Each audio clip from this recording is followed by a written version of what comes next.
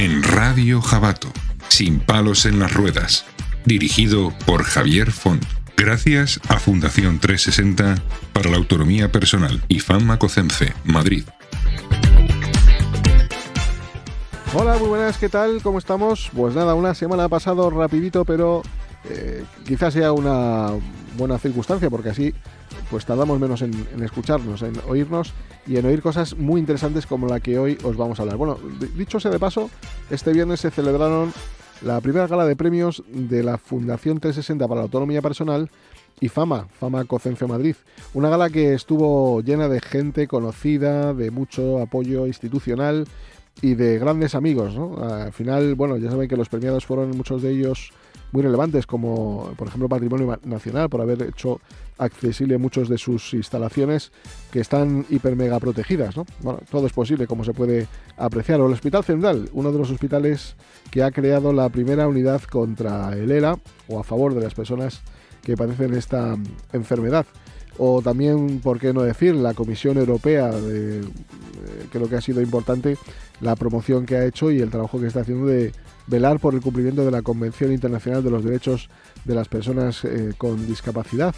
Bueno, así unos cuantos galardones y llenos de amigos pues muy importantes y muy relevantes a los que les queremos agradecer pues todo su apoyo, como también ha sido el de la Comunidad de Madrid y también, por qué no decirlo, el del Ayuntamiento de Madrid, que con sus programas apoyan pues iniciativas importantes para mejorar la calidad de vida de las personas con discapacidad. Bueno, siempre son pocos los recursos que le voy a hacer, ¿no? Pero bueno, siempre se pueden mejorar. En definitiva, gracias a todos. Y hoy vamos a hablar de algo pues que ha sido y que sigue siendo un dolor de cabeza, no solamente para la administración, sino también, sobre todo, que es la parte que más nos preocupa y de la que nos vamos a ocupar, de las propias personas afectadas, ¿no? En esta ocasión nos vamos a centrar en una problemática que afecta a miles de personas con discapacidad y a sus familias. Digamos que es el estado crítico de los centros base.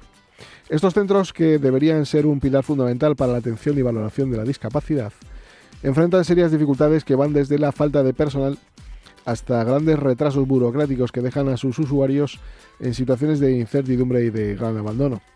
Para quienes no estén familiarizados con el término, los centros base, digamos que son los organismos encargados de la evaluación y reconocimiento del grado de discapacidad. Un paso clave para acceder a ayudas, servicios y beneficios esenciales para muchísimas personas. Pero, ¿qué sucede cuando estos centros, en lugar de facilitar el acceso a derechos, se convierten en un obstáculo más? Las quejas de los usuarios y sus familias son numerosas y muy variadas. Miren, en primer lugar, la escasez de personal es un problema recurrente. Psicólogos, trabajadores sociales y médicos encargados de las valoraciones están desbordados, lo que genera grandes retrasos que pueden, pues evidentemente, prolongar durante meses e incluso años la resolución del grado de discapacidad. Esto significa que muchas personas deben esperar demasiado tiempo para obtener un certificado de discapacidad que les permita acceder, pues eso, a lo más importante: terapias, ayudas técnicas o incluso a una plaza en un centro de atención especializada. Pero el problema no es solo la falta de personal. La burocracia es otro de los grandes lastres de los centros base. Trámites interminables, solicitudes que se pierden en el sistema y una comunicación deficiente con los usuarios agravan la situación. Muchas familias denuncian que, tras esperar meses para una valoración, reciben informes incompletos o erróneos, obligándolos a iniciar un proceso de reclamación que solo añade más angustia a una situación que no se acaba. Y luego está la desigualdad entre comunidades autónomas. Dependiendo de dónde uno resida, pues el acceso a estos servicios puede ser más rápido o convertirse en una auténtica odisea interminable. En algunas regiones la espera para una primera valoración puede ser de unos pocos meses, mientras que en otras superan el año, llegaríamos hasta los 2 años.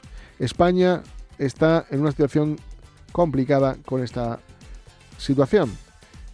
Esta disparidad no solo es injusta, sino que vulnera los derechos de quienes dependen de estos centros.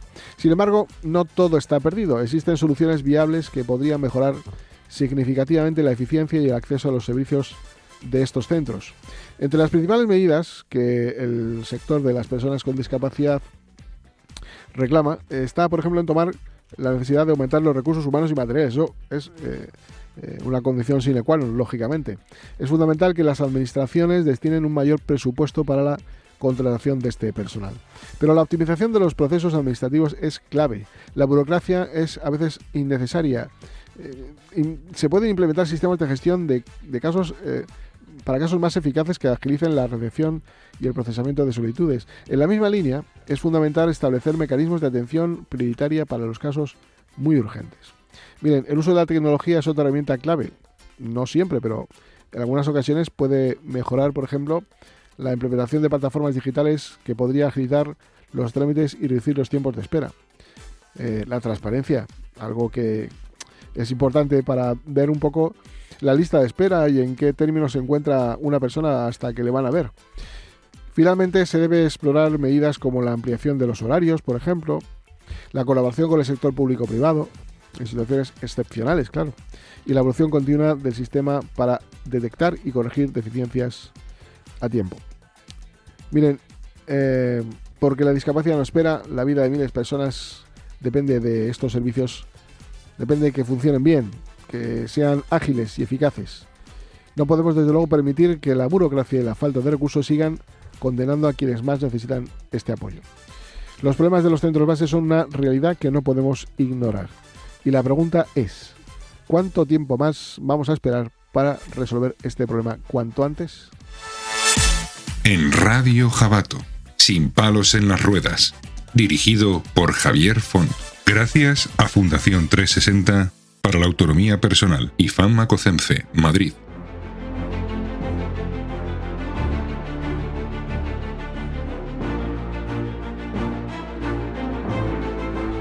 Bueno, pues nunca será mejor empezar que con alguien que nos puede contar un poco cómo está sufriendo en sus propias carnes una situación compleja a la hora de que pues tenga que ser valorado por discapacidad o, por ejemplo, que tenga necesidad de una revisión por agravamiento. Para cuando una discapacidad empeora, pues es evidente que hay que pedir esa revisión para saber si el grado de discapacidad aumenta o no.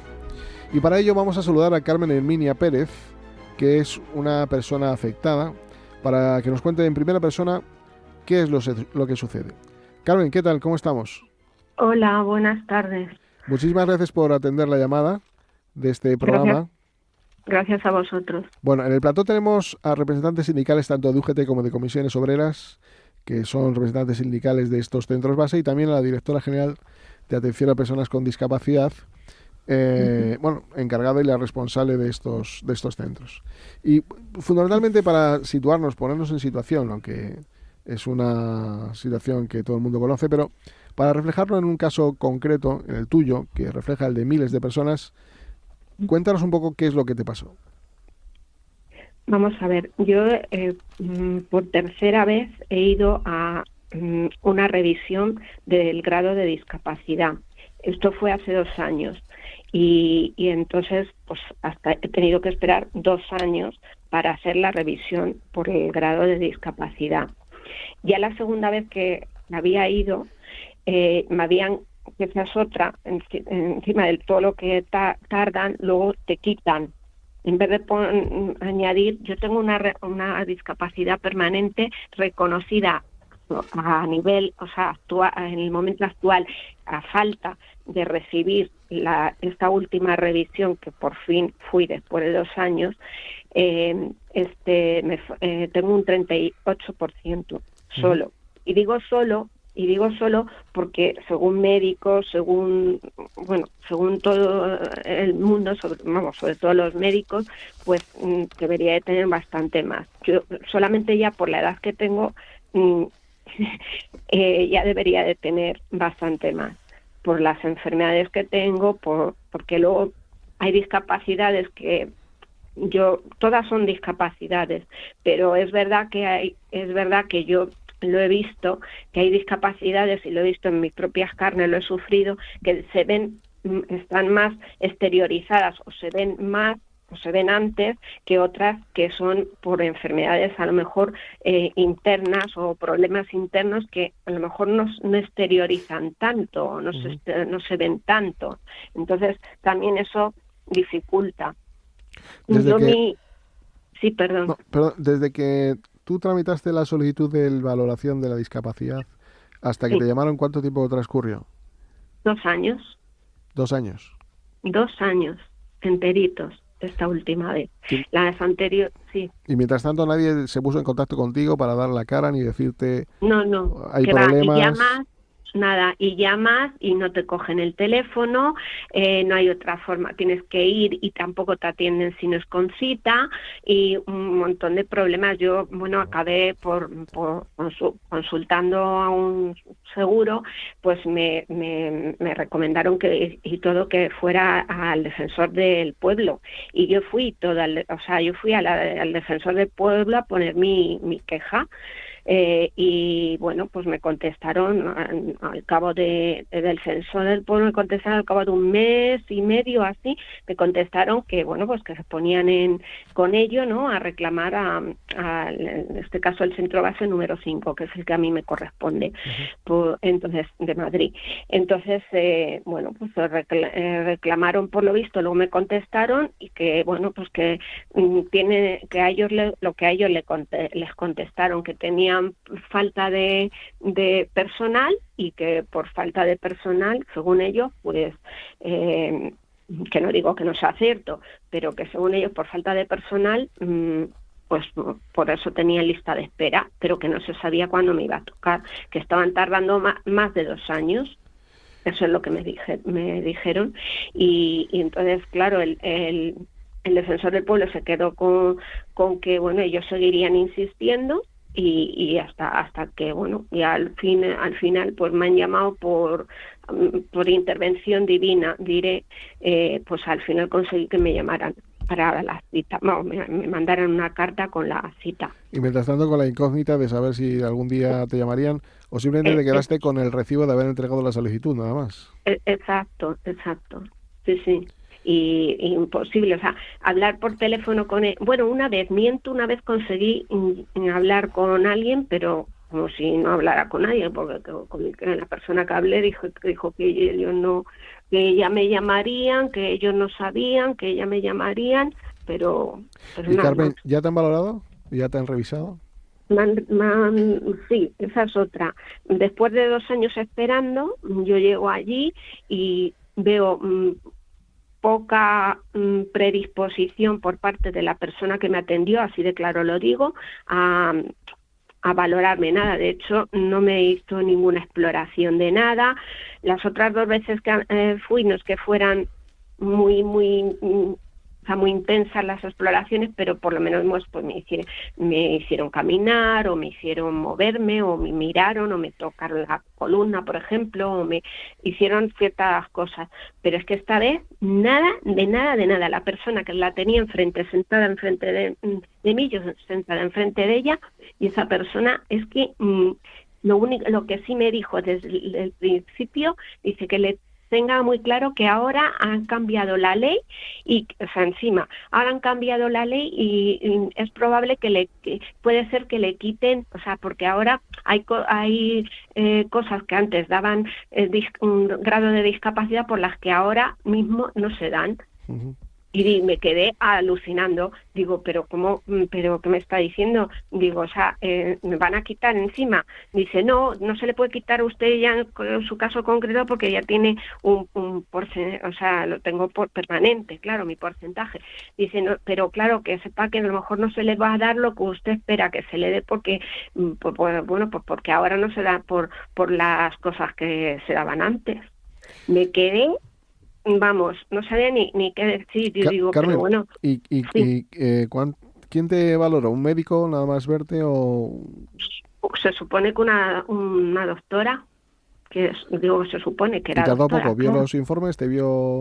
Tampoco, no, es que espere, es que me dice, lo tengo todo aquí. Yo llevaba mis informes, porque claro, desde que yo presenté la solicitud, ya de antes, además se lo dije a ella, digo, pero vamos a ver, ya antes me quitaron, ya en la segunda revisión, me quitaron una enfermedad que la tengo, que sigo con ella, una pericarditis, aparte de que tengo otras muchas cosas que tengo diagnosticadas también de antes y de después, pero eso me lo quitaron la segunda vez. Entonces si ya me quitaron, estuve a punto, es verdad que estuve a punto, fui a los juzgados de lo social y estuve a punto de denunciar, o sea, de poner demanda contra, de impugnar esa resolución, pero claro, no lo hice por razones personales, porque tenía que cuidar de mi padre, que estaba todavía peor, que también sé de discapacidad por él,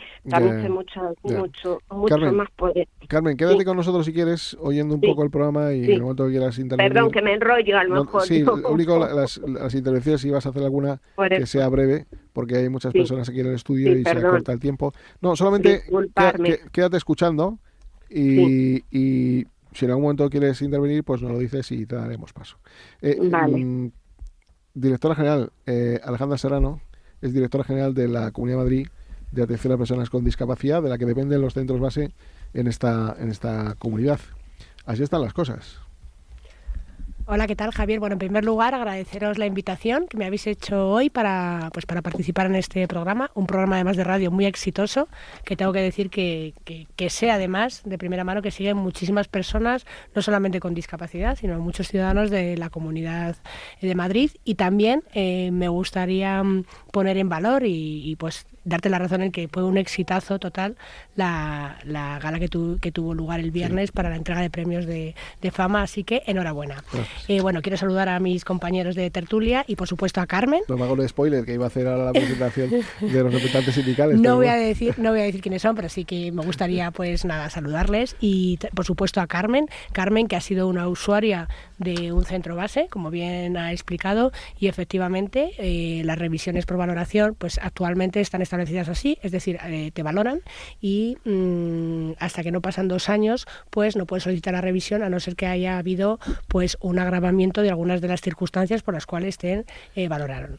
Aún así, es cierto que actualmente tenemos un tiempo medio de espera de 310 días en la Comunidad de Madrid para ser valorado. Si bien somos la tercera comunidad que menos tiempo de espera hay que esperar para ser valorado, porque como bien has explicado antes, Javier, pues hay otras comunidades autónomas en que pueden estar 1 año, 2, incluso algunas 4, pues debemos de seguir implementando medidas para acortar estos plazos. En cuanto a la valoración de los profesionales, tengo que poner en valor el gran trabajo, el esfuerzo y el compromiso que tienen todos estos profesionales, cientos de profesionales que trabajan en los centros base. Actualmente en la Comunidad de Madrid hay 9 centros base y el CRECOVI, que es el que valora a los niños de 0 a 6 años, y estas personas que trabajan en estos centros base de valoración y orientación pues es que realizan una magnífica labor, y lo único que hacen es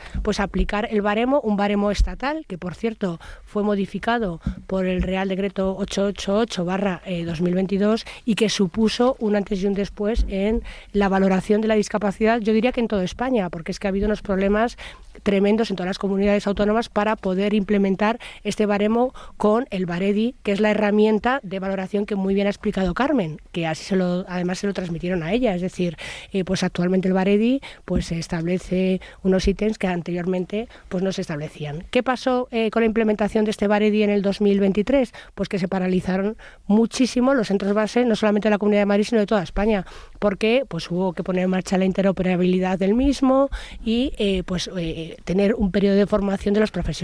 Mientras que en otras comunidades autónomas se dejó de valorar, en la Comunidad Autónoma de Madrid, insisto, gracias al esfuerzo de muchos profesionales, no solamente del gobierno de aquella época de la Comunidad de Madrid, se continuó valorando. Lo que pasa es que con la mitad de las valoraciones que estaban. Y efectivamente, pues este Baredi ha trastocado pues esas valoraciones que se hacían. Y además, otra cuestión que ha señalado Carmen, muy acertadamente, es la falta de profesionales. Hay una falta brutal de profesionales, sobre todo médicos, pues en toda España, y que afecta para completar los equipos de valoración, que lo que hace es que pues haya vacantes.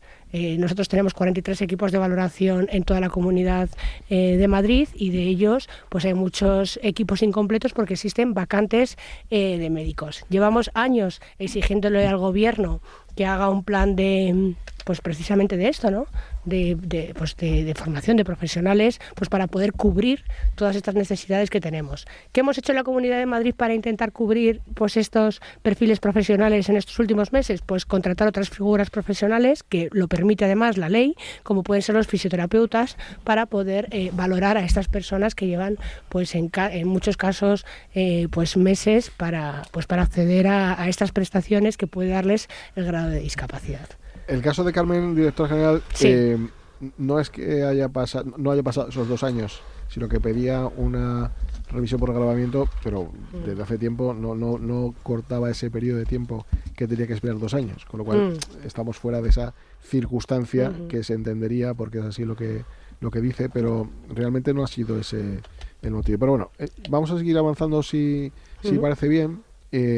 También ya les presento, tenemos a María Jesús Díaz, que es representante sindical de Comisiones Obreras, y a Maripaz Alonso, que también es representante sindical de Comisiones Obreras, y a Roberto Navarro Rodríguez, de UGT, que es secretario general de la sección sindical con la Consejería de Familia, Juventud y Asuntos Sociales. ¿Qué tenemos que decir al respecto? ¿Cómo está la situación? Buenas tardes y gracias por darnos la posibilidad de participar en esta mesa. Yo soy María Jesús Díaz Galán, soy presidente del Comité de Empresa, soy delegada de prevención del Centro Base 2, donde llevo 34 años de ejercicio. He estado siempre en el área administrativa, he visto pasar pues muchas cosas a lo largo de estos años, y eso me da pues un poco de visión sobre las cosas, ¿no? Entonces, a mí me gustaría puntualizar algunas pequeñas cosas que podrían avanzar en este sentido. Los centros base, el personal que los integra siempre han sido, aparte de la dirección y del equipo de administración, que es gente bastante válida y yo diría que profesionales, muy profesionales y muy vocacionales. Están los médicos, los psicólogos, los trabajadores sociales, los pedagogos, los técnicos de orientación profesional y los distintos profesionales del área de tratamientos. Actualmente hay 10 centros bases en la Comunidad de Madrid. Las áreas de priorización para acortar los tiempos de espera empezaron por los mayores de 75 años, bueno, ahora también, que se agrupaban en el centro base número 8. Los niños, para darle prioridad a los menores de 6 años, se empezaron a atender en el centro base 10 Crecovi en Doctor Castelo. También se le dan, por supuesto, prioridad a las enfermedades raras, a las mujeres maltratadas, y casi todos los expedientes que entran en un centro base tienen que ver con la valoración de la discapacidad, inicial revisión o por oficio, porque se detecte alguna irregularidad. Pero también se hacen expedientes sobre tarjetas de estacionamiento inicial, sobre adecuaciones de vivienda, sobre orientaciones profesionales y adecuaciones al puesto de trabajo, y cuestiones derivadas de bien para empleo, bien para tratamientos, bien para valoración de la discapacidad, de la que se derivan desde tiempo inmemorial, o sea, derechos de todo orden, tanto frente a Hacienda, económicos, como de prestaciones no contributivas, como de tratamientos para los pequeños, y distintos accesos a distintos servicios. Luego ya se creó dependencia, y lo que nosotros valoramos como tercera persona se valora en unos casos en el centro base 8 y para la prestación por hijo a cargo, y en otros casos en la propia área de dependencia. Además de atender a personas con discapacidad, atiende a otros sectores de la población. Digamos que ¿no? tienen discapacidad, pero empiezan viniendo, pues lógicamente, derivados de otras áreas. Eso más algo tremendo que tiene que ver con 2 áreas. La digitalización, que empezamos teniendo pues en el año que pasamos el centro base 2 de ser de de los Mesejo a Melquiades Biencinto pasamos de 65.000 expedientes a 120 y tantos mil que andamos ahora. ¿Esto qué quiere decir? Pues que tenemos dos factores. Uno, el papel, que es terrible, que la digitalización está recayendo sobre los propios trabajadores de administración de los centros base, y el otro es las telemáticas. Ahora, antes se llegaba al registro normalmente y tú registrabas y andando. Ahora entran vía registro con cita ingente, vía registro postal, que se recepciona y, lógicamente, no solamente se da de alta, sino que se devuelve a la persona su justificante. Y vía telemáticas, que esa es la bomba. Las telemáticas se llevan la parte del león de la recepción de expedientes, de todo tipo de solicitudes, de apertura de expedientes en los centros base. De manera que, por mucho que se incremente el personal administrativo en los centros base, si la parte del león se la lleva a la recepción de las telemáticas, sigue habiendo personal de menos para llevar los equipos, para atender otro tipo de tareas que también lo hacemos. De hecho, cuando llega cualquier cosa de cualquier ciudadano, nosotros devolvemos al ciudadano una llamada de teléfono si es necesario, si es una telemática pidiendo información, o resolvemos su cuestión y se le da noticia de ello. Luego tenemos la parte de, en tiempos cuando era menos la demanda, se podía contemplar muy seriamente el asunto de la calidad que imponía la cita y el tiempo necesario para que un médico, un psicólogo y un trabajador social, acompañado de su auxiliar administrativo, que era el secretario de la Junta, de cada una de los equipos de valoración, se dedicaran a ver en profundidad ese tema. En todas partes se sabe que cuando hay un incremento de la demanda, el tiempo se acorta y ya empezamos a hablar no tanto de calidad como de cantidad. Eso es terrible, pero es un hecho. Y eso está teniendo pues parte de la respuesta a la problemática, y es la gran demanda. Ha habido un incremento de la población en la Comunidad de Madrid importante, y esto hace que las telemáticas sean un horizonte sin final.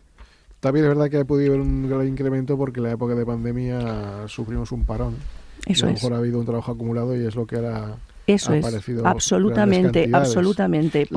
Sí, la directora general quería matizar algo, creo. No, simplemente para entrar un poco en diálogo, efectivamente, un poco en relación a lo que estabas comentando, se priorizan una serie de expedientes que son, para completar, que también son los de enfermos de ELA, eso es. Enfermedades raras, mujeres víctimas de violencia, y a los menores de 7 a 18 años y los mayores. Esos son los que actualmente están priorizados, además, en todos los centros base, pues porque entendemos a nivel interno, además, siguiendo el criterio de los profesionales, que son aquellos que tienen pues una mayor necesidad de ser valorados, y también aquellos que lo necesitan por motivos laborales, que eso son pues un trabajo, efectivamente. En cuanto a la digitalización, decir que este año, en principio, tendría que estar digitalizados ya todos los expedientes de valoración que están en los centros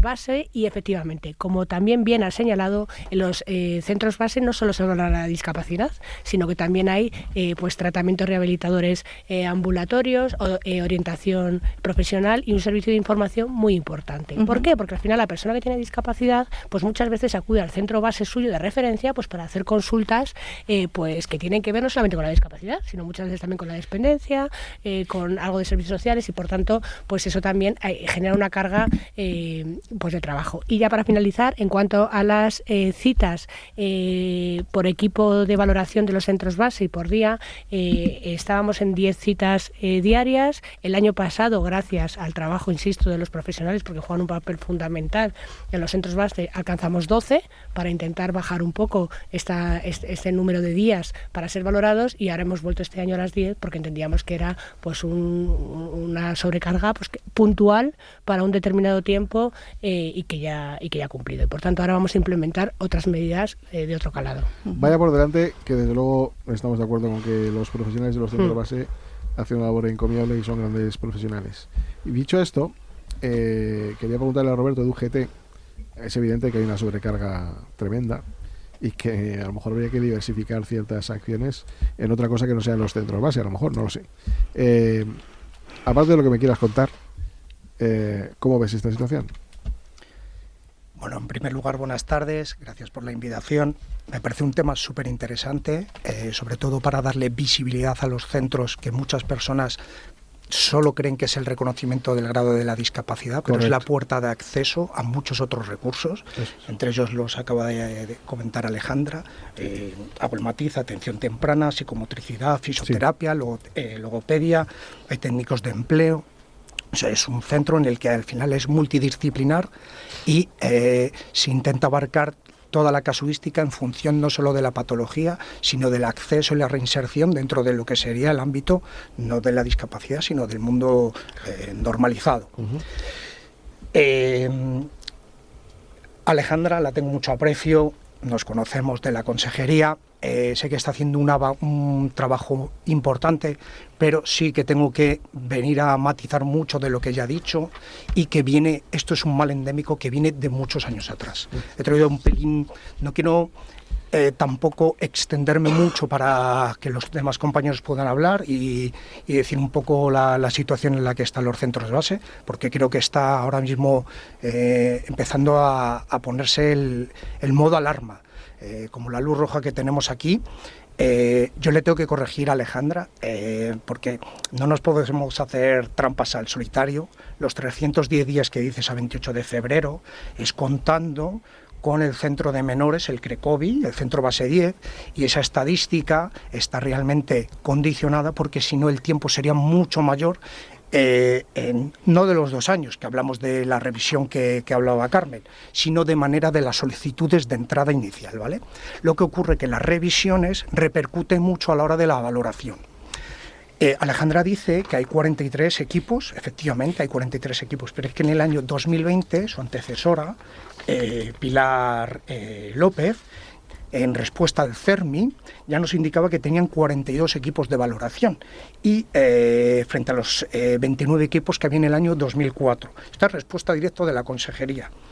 Y en 5 años no creo que se haya necesitado solamente un equipo más de valoración.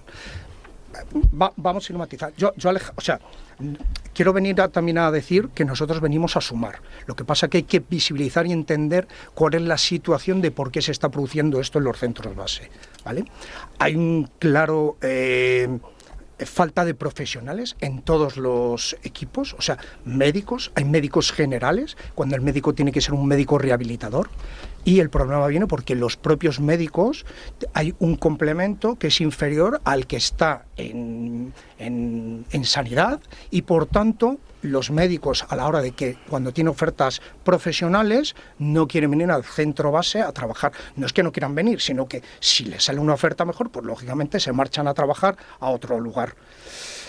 ¿Qué más podríamos ir diciendo? Porque claro, traigo tantas cosas aquí. Una pregunta que yo te quería hacer. No quiero monopolizarlo. Tenemos que volver otro día, ¿eh? Sí, esto es muy poco tiempo. O sea, esto es largo y tendido. Bueno, nos ponemos nerviosos. Sí que es importante también que sepan los ciudadanos, los oyentes, que efectivamente está diversificado los centros bases en función de la demarcación, pero no todos los centros bases tienen los mismos servicios. ¿Qué quiere decir eso? Que si tú te pertenece el centro base número 5, que es el de Hortaleza, en ese centro, por ejemplo, sí que tienen todos los servicios, pero a lo mejor te vas al centro base número 6 y no te encuentras esos servicios, que es en la calle Mercedes Arteaga, pongamos ese ejemplo. Y el decreto, como bien dice, porque Alejandra, al César lo que es del César, hay que darle la razón. El Baredi, lógicamente, que es el modelo que implementa la calificación para dar ese grado, lleva un retraso porque ha habido que digitalizarlo. Pero eso no quiere decir que no se pueda trabajar independientemente en la valoración. O sea, que tenga un impasse sabiendo que te están incrementando el número de solicitudes y que de alguna manera tienes que dar respuesta. Entonces, ese decreto que se modificó para que cualquier profesional del ámbito sanitario pudiera atender, me parece perfecto. A lo mejor no se hizo de la mejor manera, se podría haber solucionado o haber hecho de otra forma, pero era para agilizar precisamente el proceso de valoración. Quiero decirle que esto es muy importante. con el dato que nos da Alejandra, los 310 días, la resolución del decreto 882/2022, el plazo para la resolución se dictará y notificará en el plazo de 6 meses. O sea, desde que entra la solicitud hasta que finaliza el proceso, debería estar terminado en 6 meses. Y estamos ahora mismo, con los datos que maneja la comunidad, en 310 días. Dato que no es real, volvemos a decirlo, porque contamos con el CRECOVI para hacer esa media estadística. Quiero hacer una pregunta. Sí, pero pregúntame, porque no, después voy a dar paso a Maripaz, que sé que quiere cosas que comentar. Pero antes que hacer una... Porque hemos hablado antes de servicios. Y hay una red asociativa que atiende a personas con discapacidad, que tiene agencias de colocación. Y esto es una pregunta que le pido lo contesten los dos, tanto la directora general como el representante de UGT. Luego después el resto también lo puede hacer, por supuesto. Brevemente, es decir, ¿no cree que se están duplicando servicios? Es decir, si por ejemplo hay un atasco importante de trabajo y hay entidades que tienen agencia de colocación que pueden dar un servicio de empleo perfecto, donde las personas con discapacidad además también tienen, digamos, como un sello de identidad con estas entidades, que hacen su trabajo personalizado, etcétera, etcétera, ¿no creen que se está duplicando? ¿No creen que esa parte debería pasar a un tejido asociativo que además también financia a la comunidad? Por ejemplo. Alejandra. Bueno, en cuanto a los servicios que estamos dando dentro de los centros bases, yo creo que pues bueno, son necesarios porque, por ejemplo, para atención temprana pues hay muchos menores que acuden a estos centros base, en concreto al centro base 2 y al 1, pues a recibir estos tratamientos rehabilitadores para los niños, y creo que es necesario, igual que es necesario el servicio de orientación laboral que realizan los técnicos de empleo. Si el problema principal que tenemos en los centros base es la falta de profesionales para la valoración, o sea, para la valoración en concreto de la discapacidad, es decir, puede haber técnicos de empleo, puede haber médicos rehabilitadores, pero necesitamos médicos para valorar, profesionales para valorar, no solamente médicos, muchas mejor pagados. Muchas más. Nosotros, dentro de los marcos que nos establece la legislación vigente, hacemos todo lo posible para mejorar sus condiciones, pero al final los convenios son los que son y tenemos el margen que tenemos. Yo Alejandra, luego la voy a lanzar un guante, porque te lo cojo ya, así que me lo digas. En empleo, en las oficinas de empleo, sí. Se ha modulado una modificación donde tiene un incremento de la cuantía porque el horario de obligado cumplimiento se ha ampliado y tiene un complemento, entre comillas, de singularidad. O sea, el centro base al final es un centro donde todos los profesionales tienen que estar presentes. No permite el teletrabajo. Y te lanzo esa posibilidad, y que estoy seguro que los profesionales de los centros base, si tienen un reconocimiento económico respecto al trabajo que de por sí ya desarrollan, que es muy grande, porque yo de verdad sé que trabajan en el sentido de que están desbordados por las solicitudes que entran, porque ya es lo que hablábamos antes, no solo las solicitudes iniciales, sino son todas las solicitudes de revisión como la de Carmen, y eso conlleva un añadido al de que por sí ya tiene el propio centro. Entonces te lanzo ese guante para que lo tengas. Maripaz. Buenas tardes. Yo lo que quería decir, suscribo lo que dicen mis compañeros totalmente. Y lo que quería decir que, el consejero de Presidencia hace poco publicó en la página de la Comunidad de Madrid la demografía que teníamos en Madrid. Y yo me he traído aquí la información que él mismo publica y nos subió, tenemos por lo menos 7 millones de habitantes. Desde el año 2023 al 2025, unos 140.000 nuevos residentes. El tema es que en los centros bases el aumento de plantilla solamente ha sido, me parece que 13 profesionales. Con lo que ha subido las ciudades, no es proporcional. No es proporcional. La solución yo creo que sería aumentar las plantillas en todos los centros base. Sí, yo creo que en SEPE tenemos muchos profesionales que se puede tirar de ello, de las bolsas de trabajo que están en activo.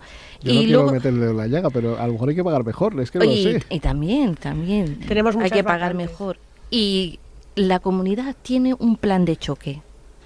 El plan de choque no puede ser que de un centro base, como puede ser el centro base número 7, que tiene 2 años de lista de espera, llevemos esos usuarios a Centro Base 4, que tiene una lista de espera de 13 y 14 meses. Esa no puede ser la solución, porque ni siquiera hemos bajado la lista de espera del Centro Base 4 como para cargarle con más trabajo a nuestros compañeros, que están muy saturados, tanto administrativos, tanto como nuestros profesionales, médicos, psicólogos, trabajadores sociales. Y respecto a las llamadas telefónicas, se cogen muchas llamadas telefónicas, pero nuestras ciudades son gigantes, continuamente están entrando llamadas, y también no hay personas dedicadas exclusivamente al teléfono. Hay personas que incluso la persona de información tiene que atender a la persona que presencialmente que se acerca al centro a pedir información. Entonces yo creo que en todas las categorías había que aumentar plantilla para dar un buen servicio al ciudadano. Carmen quiere decir algo.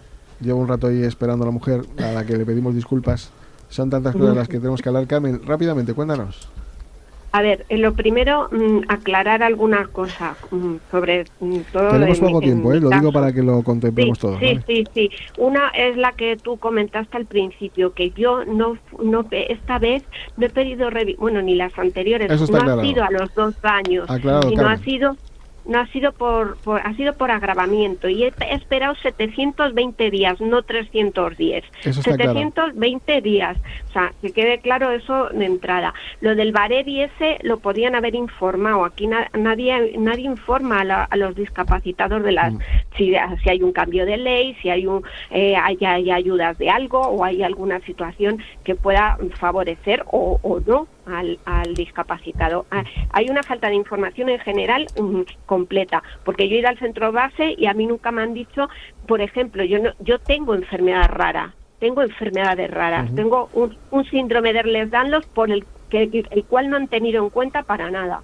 Eso para empezar. En ningún caso, o sea, ni antes, ni cuando solicité, ni el tiempo que estaba esperando para ello, ni cuando he ido a la supuesta revisión que me han hecho. Entonces, también eficiencia, porque vale, comprendo que a lo mejor son pocos y tienen muchos que atender. Yo ya le he dicho del centro base número 5 y he esperado 720 días, exactamente. Entonces, primero, información, y pues también una atención un poco más adecuada, ¿no? Que estamos tratando con personas, no estamos tratando con números Carmen, de ninguna clase. Le vamos a lanzar una pregunta a la directora general, que además es un tema que yo creo que cuesta poco dinero.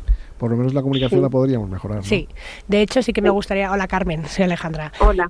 Bueno, sí que me gustaría decir que entre las medidas que tenemos contempladas implementar en este 2025, algunas de ellas van encaminadas a esto, a la atención más personalizada hacia los usuarios, hacia las personas con discapacidad, pues que al final se ponen en contacto con los centros base y que es su primer contacto pues para poder, como bien decían también en la mesa, pues para acceder a determinados recursos y a determinadas ayudas. Por tanto, una de las medidas serán estas. Así que eso es una de nuestras prioridades para este 2025, para implementar en los centros base, unida a la del aumento de personal, como bien han dicho también aquí, que ya hemos aumentado efectivamente 13 personas el año pasado para subir 3 equipos de valoración. Es que los 43 no cuenta el CRECOVI, que seguramente los anteriores sí que lo contaba. 43 son solo centros bases sin CRECOVI, a los que hay que añadir los 5 equipos de valoración que tiene el CRECOVI. Así que una de las medidas será, y además en la estrategia que presentamos, pues así Spoiler, ¿no?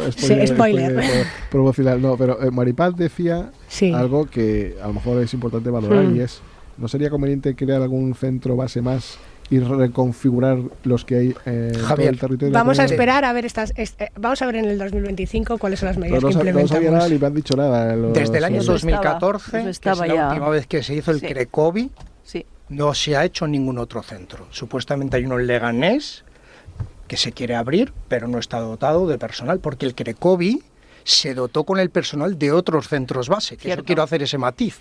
O O sea, no se contrató gente nueva para un centro, sino que se trajo de otros centros. Yo no había nacido, que no, que es broma. A ver, repito que Alejandra hereda cosas que no tiene la Bueno, culpa.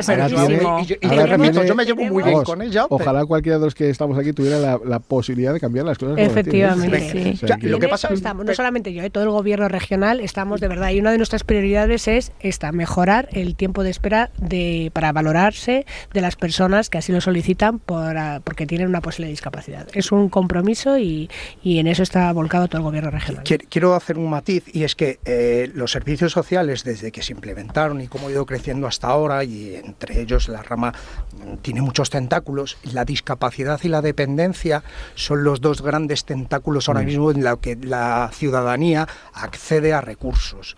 Y entonces desde ahí la comunidad tiene que ser tiene que visibilizar y tiene que dar la importancia que realmente tiene, dotándolo presupuestariamente. O sea que si tú ves que incrementa, por ejemplo, desde el año 2011 hasta el 2019 se había incrementado un 40% el número de solicitudes. Y no estamos hablando del COVID, cosa que hablabas de hablar tú, Javier. Sí.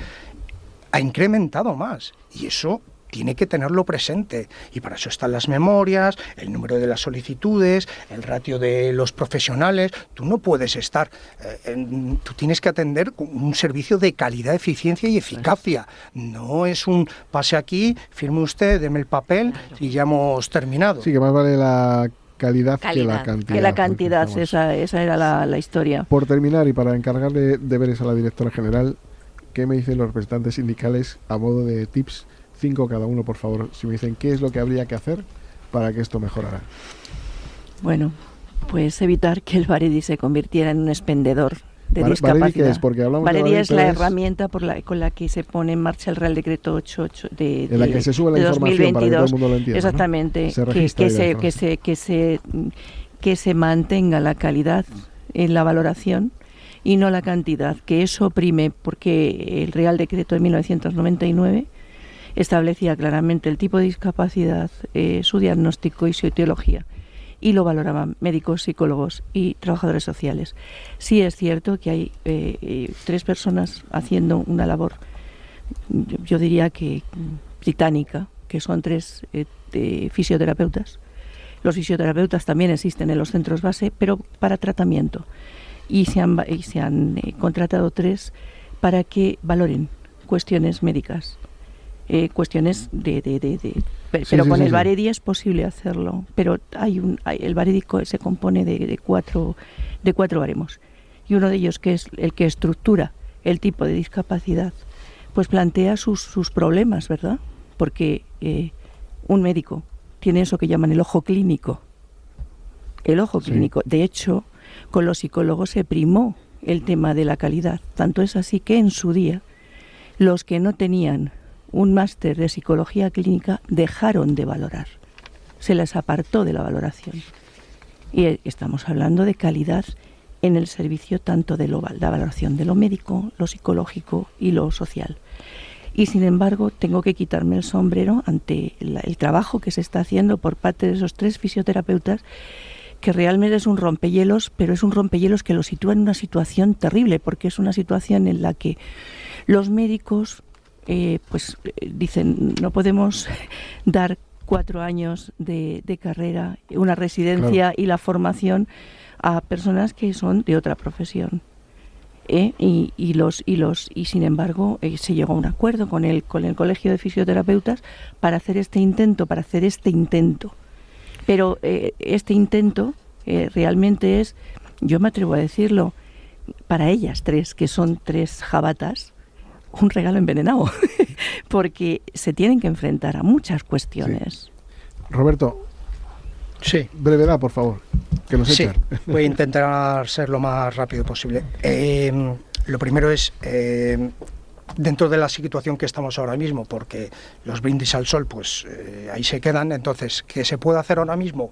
Pues lo del incremento de la jornada de obligado cumplimiento, con una dotación de un complemento para todos los equipos, que creo que incluso motivaría a los profesionales a poder, pues, desarrollar dentro de su profesionalidad, el saber que va a estar reconocido.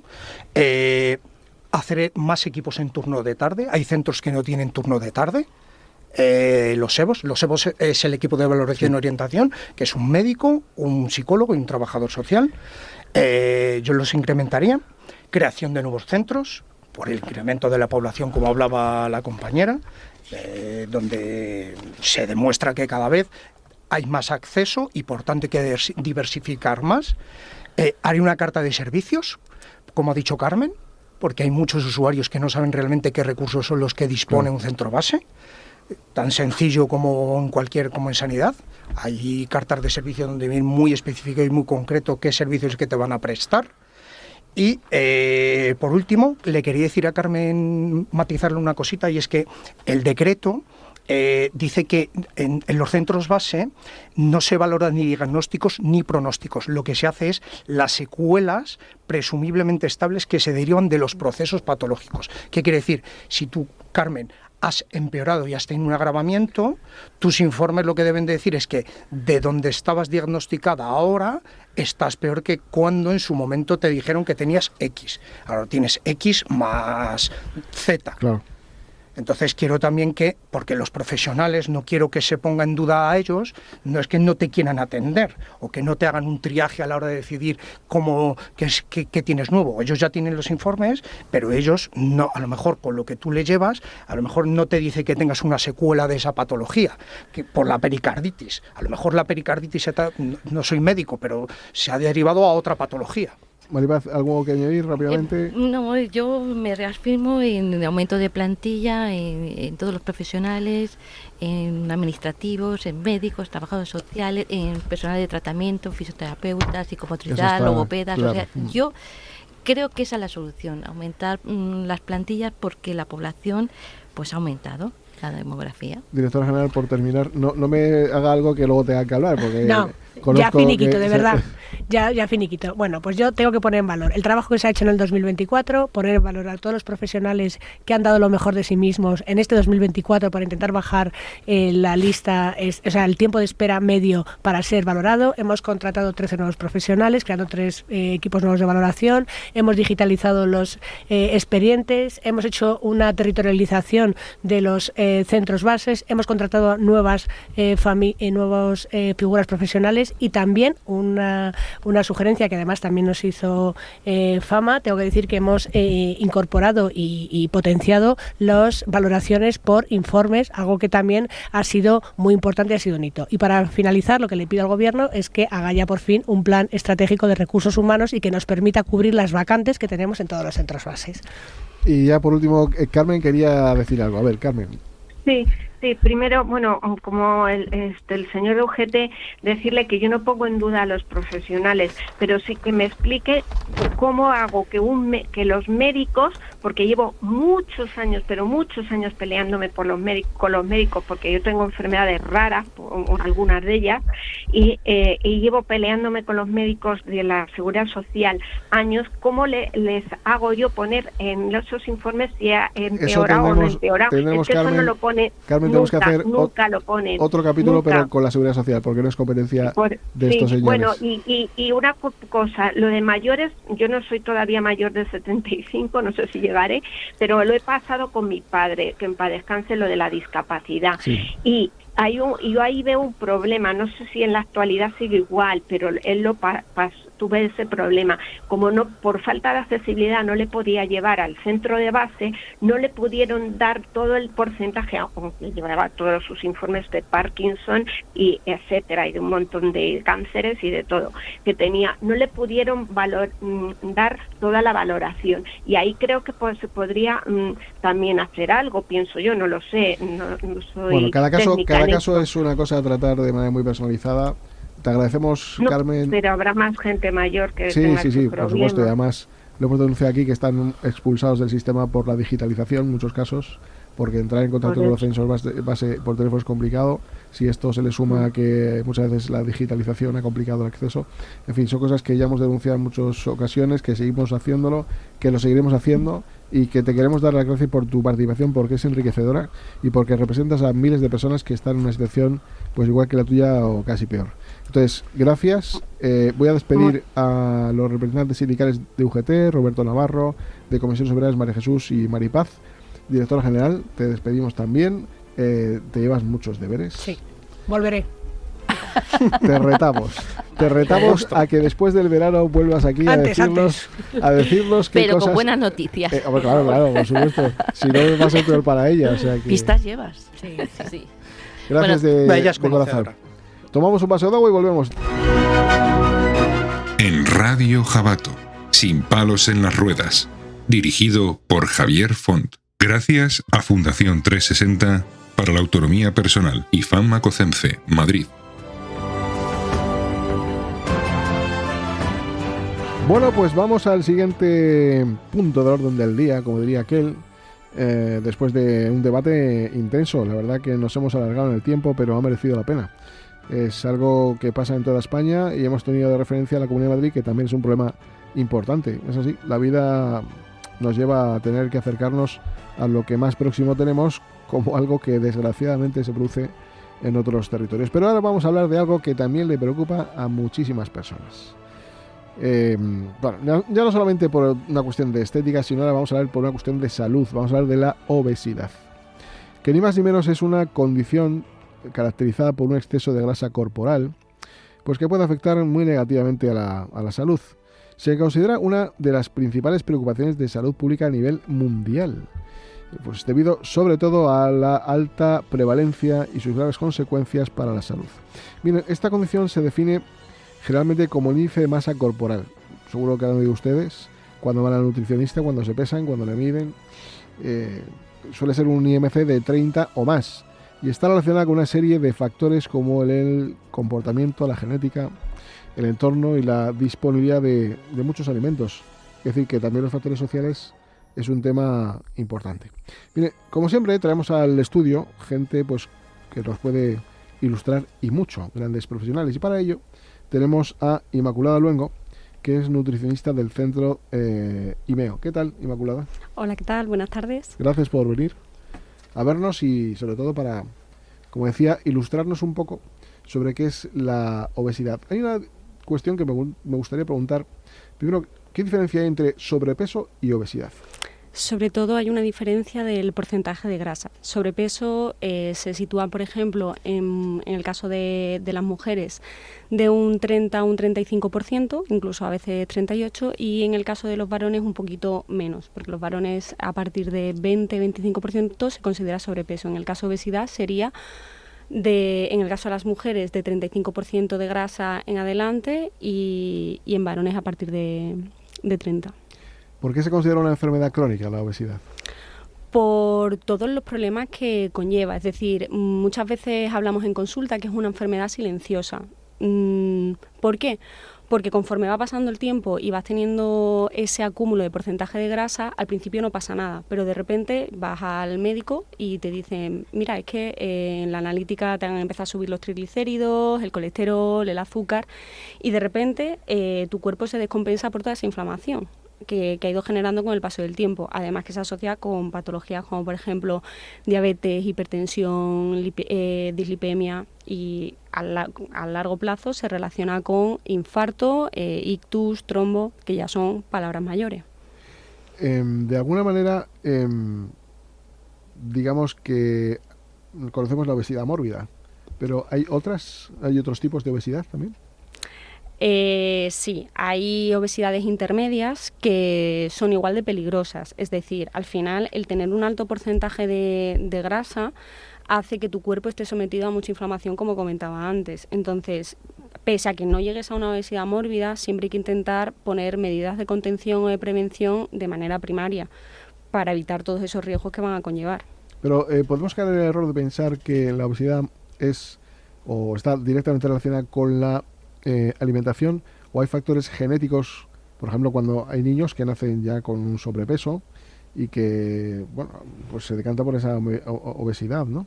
No sé si mórbida o cualquier otra definición, pero ¿esto es un factor genético en muchas ocasiones? Sí. Nosotros lo que hacemos en esa primera consulta en IMEO es que nunca podemos dar un diagnóstico o un tratamiento antes de hacer un análisis exhaustivo de la persona. ¿Por qué? Porque es multifactorial. Hay un factor genético, hay personas que ya tienen esos genes que les predisponen a coger peso o en la infancia, o en la adolescencia, o en la edad adulta, dependiendo de los factores externos que se vayan encontrando con el paso del tiempo. Estrés, medicación, alguna enfermedad. Muchas veces vemos, por ejemplo, es algo que dices, ¿cómo puede ocurrir que una persona pueda coger tal sobrepeso cuando desde edades de persona jovencita estaba delgado, era deportista, y de repente es como si eclosiona y de repente pues aparece una obesidad pues complicada, ¿no?, a nivel de salud. ¿Esto por qué se produce? ¿Por la alimentación básicamente? ¿O cambia algún gen?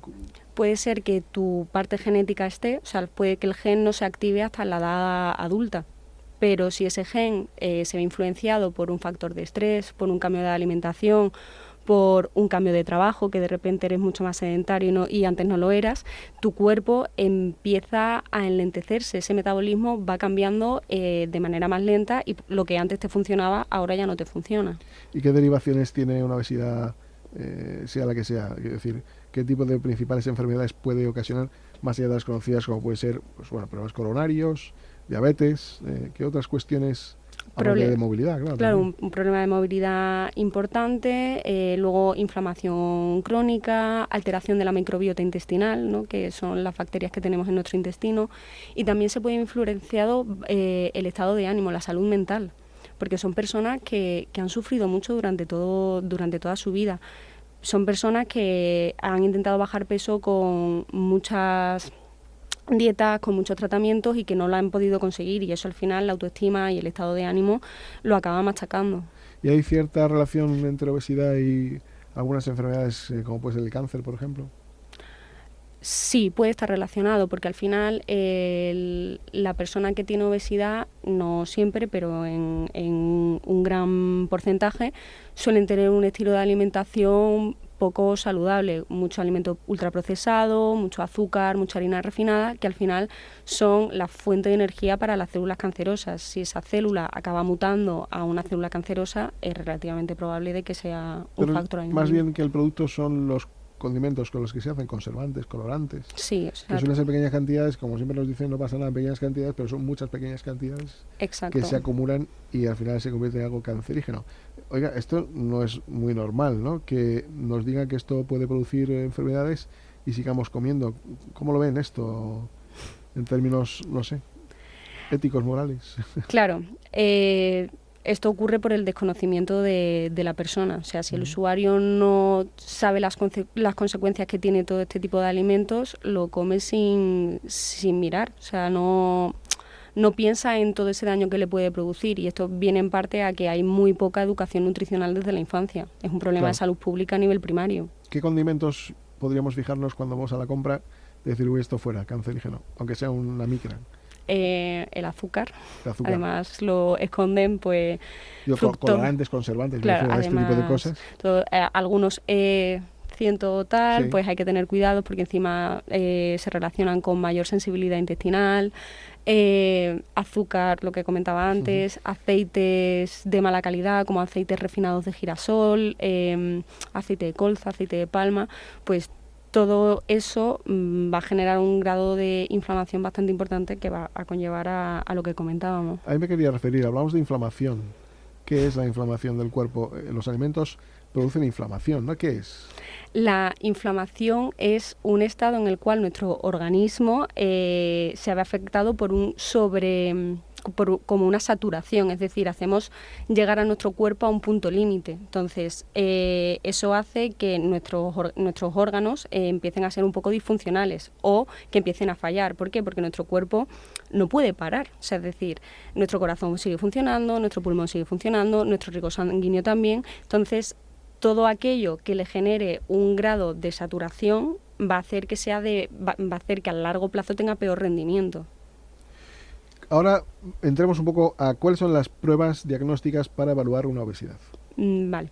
Nosotros en IMEO siempre lo que hacemos es que es un primer análisis de la historia médica, es decir, vemos patología, qué medicación y sobre todo muy importante cómo ha sido la historia del paciente con el peso a lo largo de toda su vida. Es decir, si tuvo obesidad en la infancia, en la adolescencia, se ha tenido un momento muy, muy importante, porque a partir de los factores externos vamos a determinar qué tipo de tratamiento va a necesitar. Y luego, por otro lado, hacemos un análisis de composición corporal, pues por ejemplo, vemos el porcentaje de grasa, la grasa visceral, que es la que realmente es preocupante, la que rodea nuestros órganos, y cómo está la tasa metabólica. Y luego hacemos un análisis de hormonas y neurotransmisores relacionados con la alimentación. Por ejemplo, hay 2 hormonas muy importantes que son la grelina, que es la hormona del hambre, y la leptina, que es la hormona de la saciedad. Si estas 2 hormonas no están reguladas, el paciente tiene muchas más señales de hambre y tarda mucho más en saciarse. Entonces eso hace que el círculo se vaya retroalimentando, es decir, como necesito más cantidad de comida, no termino de saciarme, esto a veces suele ir asociado a ansiedad también, o sea, la ansiedad que vive con nosotras. Sí. Y todo eso hace que el diagnóstico tenga que ser muy fino. ¿Qué papel juega, o mejor dicho, es posible ser metabólicamente saludable con la obesidad? Pues por ejemplo estamos hablando de que tengamos unas tasas metabólicas medias tirando a altas, gracias pues por ejemplo a un consumo adecuado de proteínas, buena masa muscular, hacer ejercicio de fuerza, y eso va a hacer que nuestro metabolismo nos dé un poco de cuartelillos a la hora de comer. Pues por ejemplo si tenemos el metabolismo alto y el fin de semana nos hemos pasado un poco, pues generalmente no va a pasar nada. Pero si tenemos la tasa metabólica baja, ahí es un problema. ¿Por qué? Porque esa persona que ha tenido un pequeño exceso el fin de semana, a lo mejor lo arrastra durante 2-3 semanas. De todas maneras me dicen, cuando uno está en régimen, que a veces lo está, pues va un fin de semana y suele ser los días donde rompes la frontera, ¿no? Te vuelves loco, wow, fin de semana, venga chicos, lo que haga falta. Y resulta que tomas chocolate. Y como que el cuerpo ya no te lo estaba pidiendo, pero tomas chocolate y el cuerpo te lo vuelve a pedir. Sí. Y eso, ¿hay memoria de esta escandalosa que no queremos nadie, ¿no? Sí, nuestro cerebro a lo bueno se acostumbra muy rápido. Suelen ser alimentos dopaminérgicos, como por ejemplo el chocolate, como dices, que es rico en azúcar. ¿Qué pasa? Que cuando tomamos este tipo de sustancias dopaminérgicas, azúcar, harina refinada, grasa saturada, nos da un pico de dopamina, anestesia, felicidad, pero es una felicidad cortoplacista, o sea, te da en el momento, de hecho... En el que lo tienes en la boca, luego ya... Justo, es tan breve que conforme va cayendo esa felicidad, que dice tu cerebro, otra vez, montaña rusa. Sí. Entonces, cuando hay una privación completa de esa sustancia, el cerebro empieza a tener mono, necesita que le sigas dando, entonces hay que reeducarle. ¿Y si no lo tomas, dejará de pedírtelo? No del todo, porque es muy caprichoso los estímulos cerebrales. Lo que hacemos es que hacemos una desintoxicación. Vamos disminuyendo la cantidad de azúcar que va tomando el paciente para que su cerebro no lo asocie con esa sensación de felicidad y de anestesia, sino que lo asocie a esto ya no me genera tanto placer, por tanto mi mente ya no lo necesita y me lo deja de pedir. Y por ejemplo, algo con lo que nos engaña a todo el mundo pensando que estamos sustituyendo al azúcar, como es la sacarina o la sacarosa y estas cosas, si lo tomas, ¿hace el mismo efecto de identificarlo como el azúcar y te lo vuelvo a pedir? Sí, pero digamos que el azúcar sería el 10 y la sacarina sería el 7. Claro. O sea, te lo vuelve a pedir. ¿Me vale? Sí, pero luego sigo queriendo. Además que el problema de la sacarina es que el umbral del dulce de nuestro paladar nos lo altera muchísimo porque es muchísimo más dulce que el propio azúcar. Entonces, claro, el cerebro se engancha también a eso. Y que para la microbiota intestinal no suele ir tan bien. Bueno, eso está bien que nos enteremos. Tratamientos y abordajes médicos es la parte que me gustaría abarcar ahora, porque claro, hemos hecho una identificación, que es la obesidad, todos los temas que nos has contado, y ahora, por ejemplo, ¿qué tratamientos hay? Si hay quirúrgicos o no los hay, y si hay a través de medicamentos, ¿cuáles son los más efectivos? Por ejemplo, nosotros en IMEO sí que abarcamos todo dependiendo del usuario, ¿vale?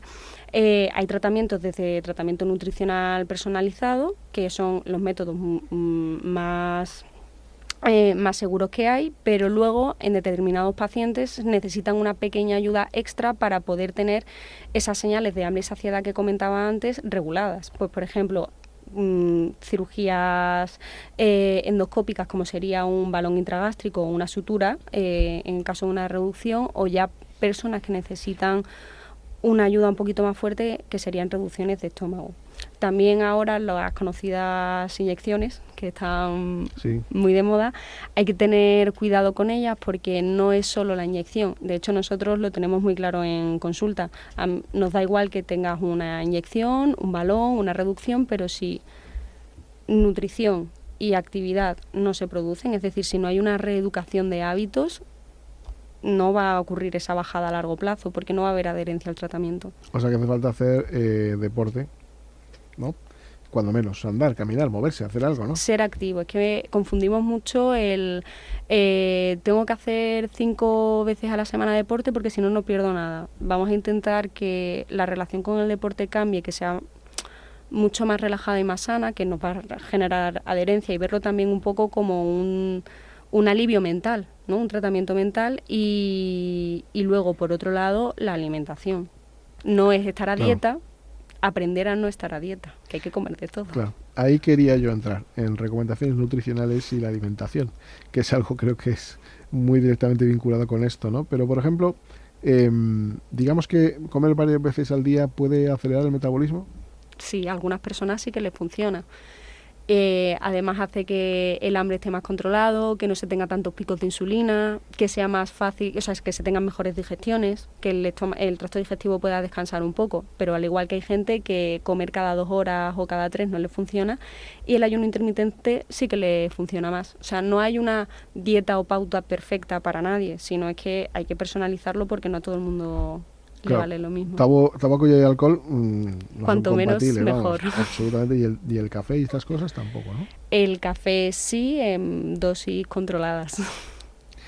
Bueno, yo creo que es importante que recordemos algunas cuestiones también, sobre todo cuando hay niños que nacen rellenitos. ¿Eso significa que tienen obesidad infantil o qué hay que hacer para detectar este tipo de circunstancias a edades tan tempranas? Porque es que normalmente antes decían que si te venían rellenitos estabas sano, pero ahora te ven rellenito y estás enfermo.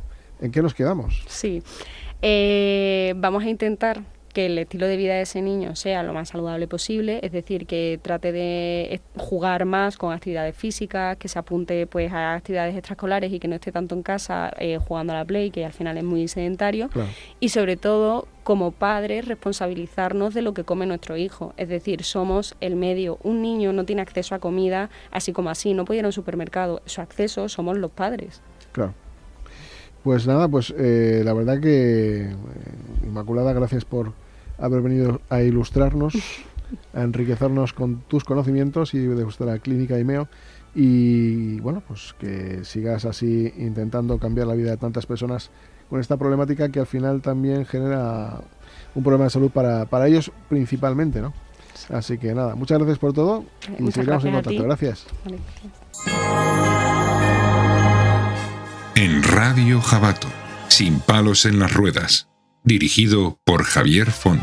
Gracias a Fundación 360 para la Autonomía Personal y FAM Macocemce, Madrid.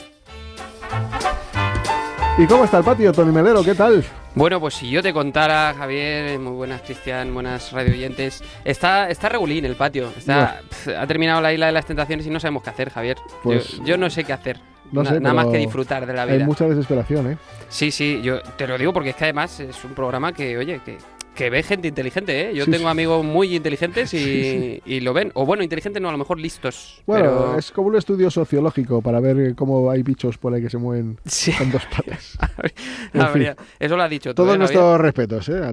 Yo tengo muchos amigos, además tanto de la... Bueno, amigos no, pero conozco gente de tanto de la Isla de las Tentaciones como mujeres, hombres y viceversa. Conozco gente. Te recomiendo First Dates, también es un experimento humano. First Dates, ¿no? Vale. Y también conozco a gente que ha ido ahí y ya eso contaré offline.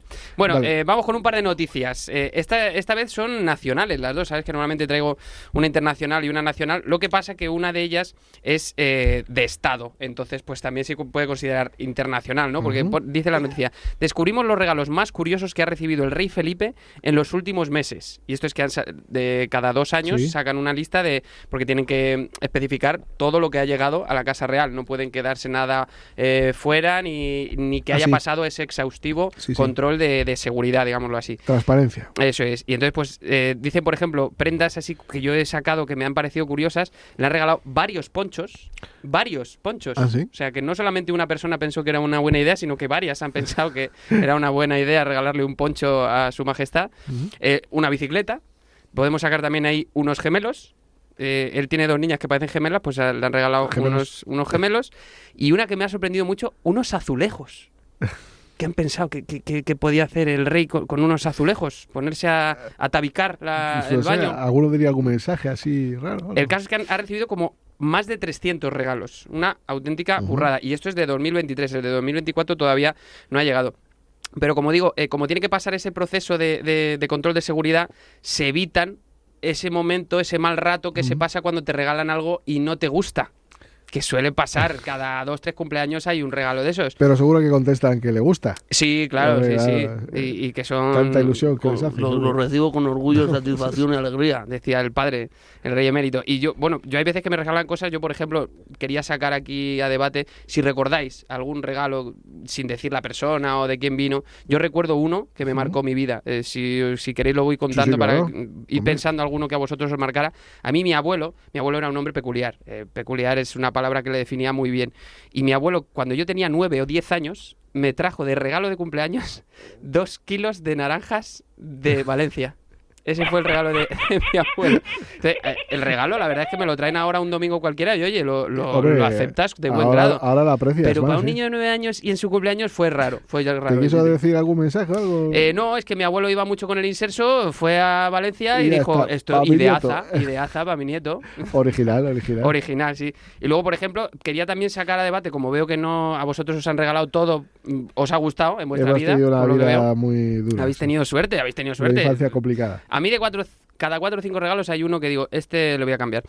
Por ejemplo, ¿qué le regalaríais? ¿Qué se os ocurre regalarle al rey Felipe o a la familia real? ¿Se os ocurre algo que digáis, mira, si a mí me diesen la oportunidad de darle un regalo en mano, yo le daría esto? Una varita mágica, a lo mejor. Una varita mágica. ¿Viene con segundas? ¿Hay algo ahí que me esté perdiendo, Javier? Bueno, por si acaso puede cambiar cosas. Ah, vale. Hacer un poco más. Hombre, yo si existiese una varita mágica se la regalaría a muchas personas. Sí. A mí el primero. A mí también, sí. Yo le regalaría, por ejemplo, un micro de estos de karaoke para ser el rey de las fiestas. Tenía que decirlo.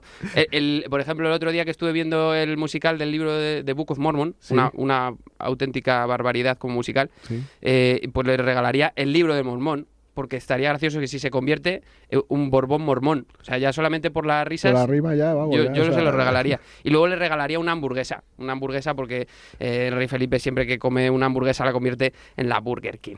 Y ¿tenemos tiempo para una rapidita? Sí. Otra que dice, José Manuel Parada, al que yo tengo la suerte de conocer desde hace años, dice la noticia: José Manuel Parada desmonta la noche de pasión de Bárbara Rey y Chelo García Cortés. Abren comillas. Yo estaba allí con ellas.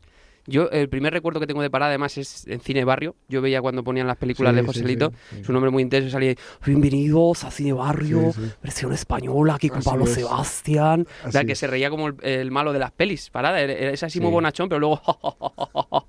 Dice, cuidado que viene Parada. Sí. El caso es que, por resumir, el periodista, José Manuel Parada, se sentó la semana pasada en un programa de televisión para contar su versión sobre aquella noche entre Chelo García Cortés y Bárbara Rey. Bárbara ya reconoció en su momento que ella y Chelo tuvieron una noche de pasión hace muchos años, y por acotar también la noticia, Chelo y Parada, yo esto no lo sabía, estuvieron casados entre 1974 y 1984.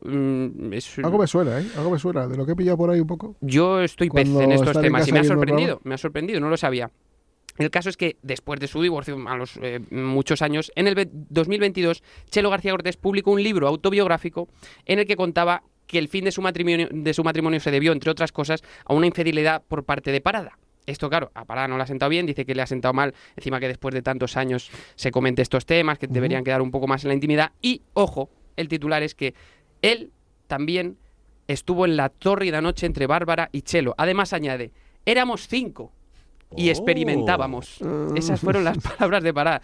Yo experimentar le llamo echarle un poquito de salsa de soja a los espaguetis. Eso le llamo experimentar. O ketchup a la sopa, por ejemplo, sí, ¿no? algo que diga, bueno, vamos a ver cómo queda este experimento. Sí. Pero lo que está hablando Parada yo no lo llamaría experimento. De hecho, la Isla de las Tentaciones está Es llena un experimento. de experimentos. En cada esquina hay experimentos. A Andrés Pajares le gustan mucho esos experimentos. Es un fallo léxico, llamar experimento a eso es un fallo, por ejemplo, cosas que están mal escritas, ¿no? ¿Por qué separado se escribe todo junto? Y sin embargo, Javier, fíjate, todo junto se escribe separado. Es un fallo léxico. O por ejemplo, ¿por qué a la bota le llaman bota y a la pelota si lo que bota es la pelota y no la bota?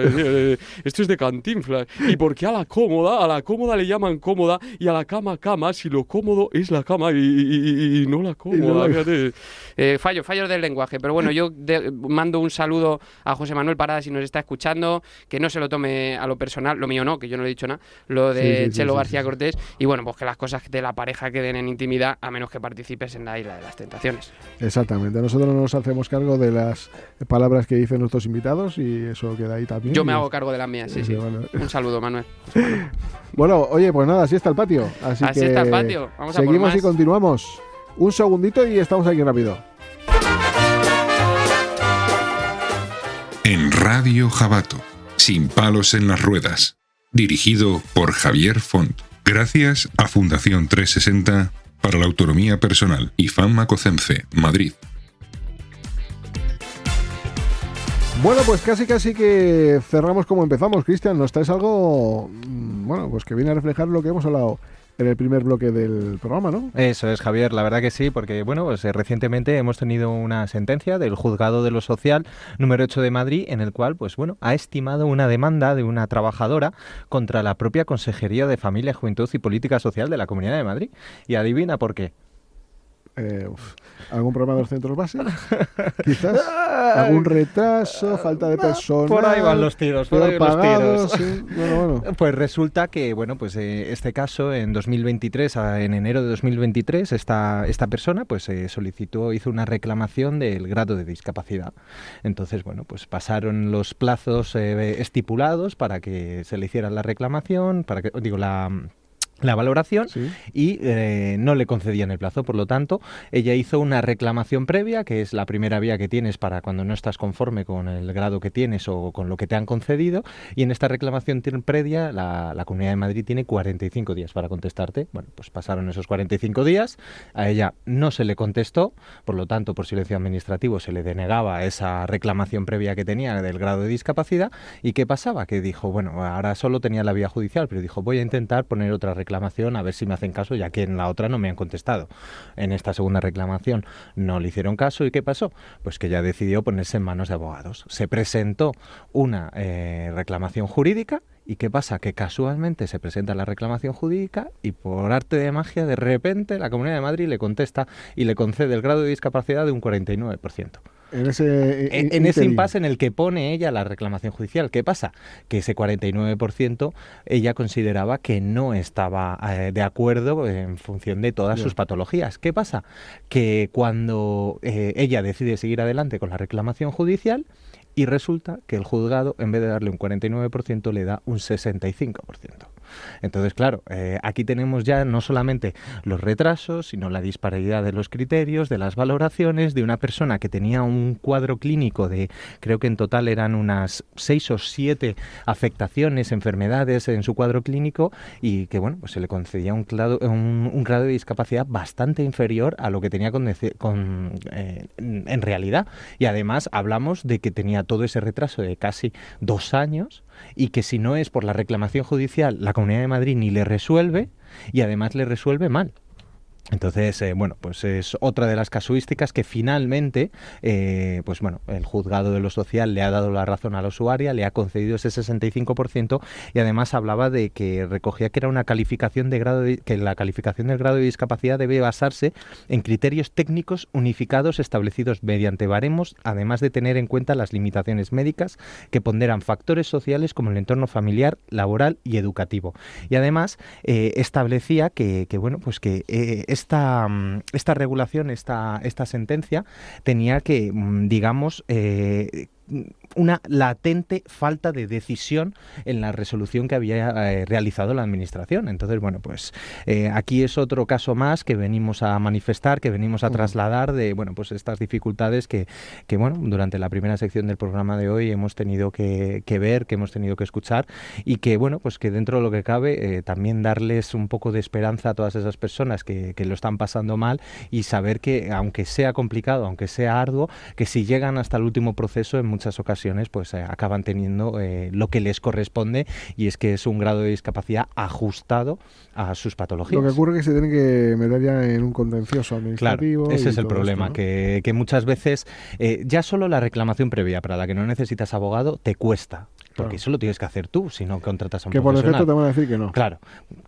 Hombre, a ver, si tú haces un trabajo y me das un 40 cuando es un 60 y luego te das cuenta, ¿me vas a reconocer muchas veces el error? Claro, está claro. Al final, reconocer propios errores Pero muchas veces exactamente, es muy dado complicado. la Administración a no reconocer este tipo de... Y ni ninguno, o sea que directamente... Pero bueno, así que nada, Javier, una reivindicación más y aquí estaremos pendientes hasta a todas las novedades que haya, que pues nos nada, han prometido. Pues Cristian, muchas gracias. Así que continuamos un ratín y ya nos vamos. Y como decía, este es ya el final de nuestro ratito que pasamos con todos vosotros.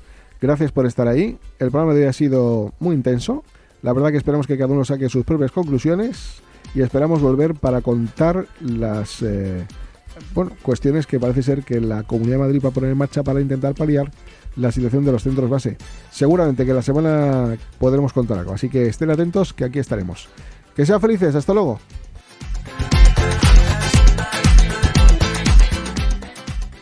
Habéis escuchado Sin palos en las ruedas, dirigido por Javier Font en Radio Jabato. Gracias a Fundación 360 para la Autonomía Personal y FAM Macocemce, Madrid.